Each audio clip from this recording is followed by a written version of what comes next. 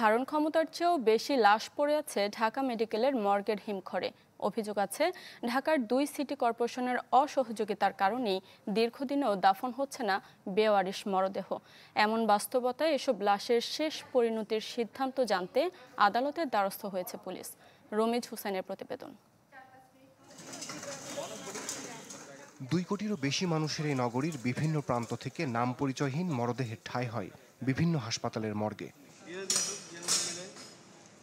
পরিচয় শনাক্তের পর হাসপাতাল থেকে কিছু মরদেহ স্বজনরা নিয়ে গেলেও অজ্ঞাত হিসাবে থেকে যায় অনেক লাশ।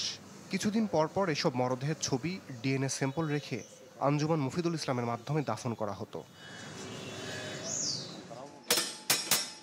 কিন্তু হঠাৎ করে সংস্থাটি রাজধানীর হাসপাতালগুলো থেকে লাশ নেওয়া বন্ধ করে দেয়। প্রায় অর্ধ শতাধিক বেওয়ারিশ মরদেহ পড়ে আছে ঢাকা মেডিকেলের মর্গের হিমঘরে। ধারণ ক্ষমতার বাইরে লাশ জমা হওয়ায় ঢাকা মেডিকেলের ফরেনসিক বিভাগ পুলিশকে বারবার তাগাদা দিয়েও প্রতিকার পাচ্ছে না। সিটি কর্পোরেশনের কি একটা জটিলতা আছে, সেই জটিলতার জন্য নাকি ওনারা বডিগুলি ডিসপোজ করতে পারতেছে না। মর্চারি কোলারটাকে খালি না করা হয় তাহলে আমরা নতুন যে আননোন যে ডেড বডিগুলি সেগুলিকে সেবা দিতে পারবো না। দক্ষিণ সিটি কর্পোরেশনের জন্য জোড়াইনি বা উত্তর সিটি কর্পোরেশনের জন্য যে বদ্ধভূমি যেটা আছে, তো এইসব জায়গায় লাশ দাফন কাফনের ব্যবস্থা করা হতো, কিন্তু এখন আর অনুমতি দিচ্ছে না বা এটার প্রশাসনিক জটিলতা তৈরি হয়েছে। তো এই বিষয়গুলো নিয়ে এসে আমরাও বিপদে আছি।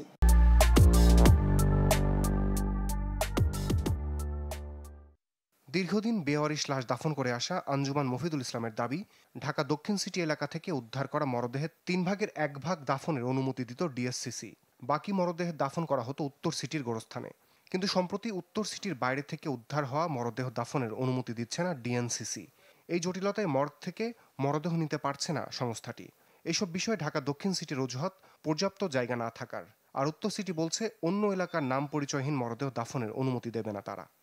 তো সিটি কর্পোরেশনের এলাকাতে আমাদের কবরস্থানের পরিমাণ আছে এবং তাদের জায়গা বেশ আছে। সেই প্রেক্ষিতে কিন্তু 2 সিটি কর্পোরেশন মিলে কিন্তু এই সিদ্ধান্তটা আছে এবং তারই অংশ হিসাবে আমরা আমাদের যেই সম্প্রতি যেই বেওয়ারিশ লাশ ছিল তাদের মধ্যে আমাদের 1/3 হিসেবে আমরা 12টি লাশ আমরা দাফন করতে পেরেছি। এমন বাস্তবতায় শেষ পর্যন্ত মরদেহ দাফনের সিদ্ধান্ত গিয়ে ঠেকেছে আদালতে। নাম পরিচয় থাক বা না থাক, মৃতদেহ দাফনের মতো সেবামূলক বিষয় নিয়ে জটিলতা সৃষ্টি না করে সমন্বয়ের মাধ্যমে দ্রুত পদক্ষেপ নেওয়ার আহ্বান মর্গ সংশ্লিষ্টদের।